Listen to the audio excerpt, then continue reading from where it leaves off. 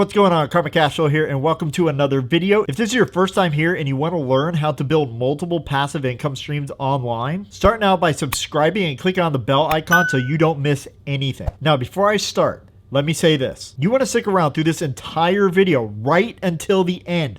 Trust me, it will be valuable to you. So I thought I would answer a question that I had gotten over on a live stream that I've done recently, but I thought I'd answer it here so that you actually get a ton of value from what I'm about to say. So the question came from Samuel, and Samuel asked, "Hey Karma, from your experience, what is the best way to grow my email list? What kind of content should I provide to hook more subscribers? Thank you." First, let me say thank you to Samuel for asking this question. It is a fantastic question that I'd love to answer for you. So, when I first got started in online marketing, I was told by everybody that I needed to have PDFs and ebooks and mini courses and landing pages that someone would land on, and you'd have a headline and a sub headline, maybe a little bit of text and an opt-in box so that they could give you their contact information and they would get their stuff. You drive them to that squeeze page and then wham, you get their contact info. And while I think all of those options are okay, there is a better one in my opinion, and I'll talk about that more in a minute. Going back to things like PDFs, ebooks, and so forth,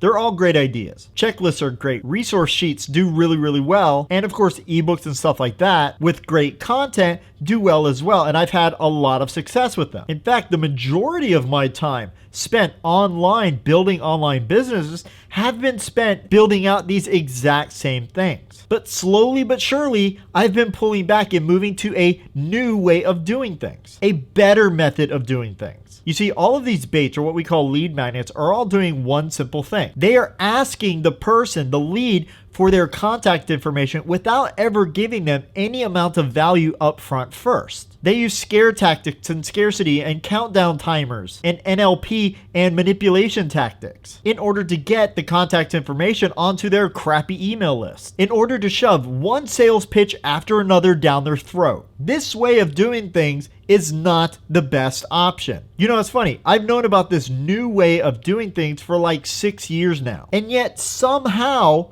I am still doing this old way of doing things. Even though I have personally seen in my own business and in my private client groups' businesses that this new way shatters the old way of doing it. You get much better results from this new way of doing things than you did the old way. Now, what do I mean by better results? Do I mean getting more leads onto my email list? Let me put it this way. Let's take a look at the old way for a second. Let's say that I have a free ebook and I want to trade that for the person's contact information. So I put a landing page out, I drive traffic to it, and someone lands on the page. And let's say that I drive 1,000 people to it and I get 251 names and emails from that traffic. Pretty good, right? I mean, that's a 25% conversion rate on that landing page. Now let's say I try this new way for a second, and I promise I'll get to exactly what it is in just a minute. Now we have the same 1,000 people coming, but only 87 people leave their contact information. Which is better?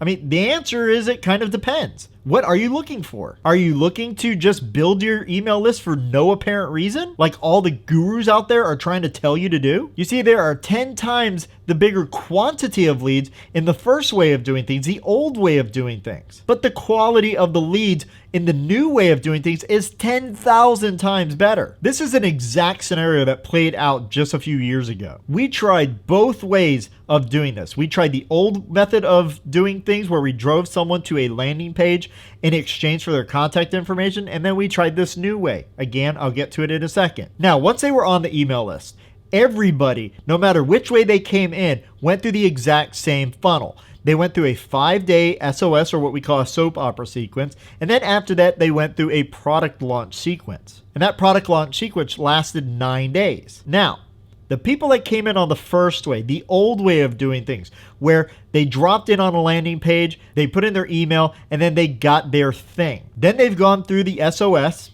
the soap opera sequence, and they've gone through the product launch sequence. Only 1% of these people that came in through method 1 actually purchased anything. Now, you can say something was wrong with the product launch sequence, but check this out. So, from model 1, 251 people left their contact information, and 2 of these 251 people actually purchased the product. And with model 2, the new way of doing things, 87 people left their contact information. But check this out. A staggering 39 people actually purchased the product that was in the product launch sequence. Same offer, same sequence, same everything. And yet 45% of people that actually came onto the list in the second method actually purchased the product. Have I got your attention now? Method 1 is all about pushing people. Let me push them and push them and push them until they give me their contact information, even sometimes against their will. Method 2 is about creating a relationship with the person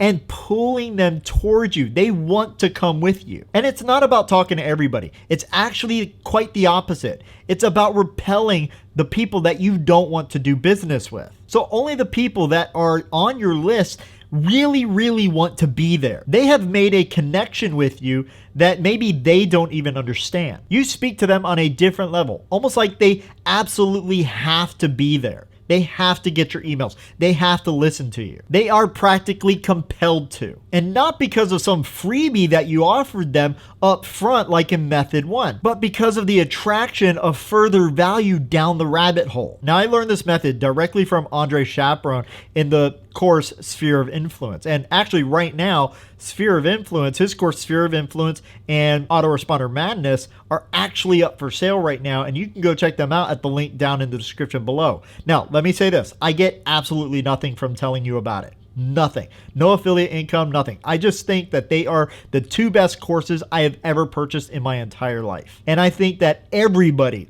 that is in online business should go through them. Now, essentially what you're doing in the second model is providing value up front. Instead of waiting until after the person opts in order to provide some value to them, you're giving it right up front without ever asking for anything in return. At least not yet. What I typically do is I will have 4 or 5, even 6 different pages set up that a person can walk through, and I provide them an immense amount of value and really try to build and get them quick wins so that they understand that I'm there to help them. And I try to give them as much actionable advice as possible, even if they don't sign up. I don't really care if they sign up. My goal in these 4 or 5 pages is to just provide them value so that if they leave those pages and don't ever end up signing up, I know that their business and their personal life will be better off from the pages that I provided them. And on the final page, I have a button or a form that they can just quickly fill out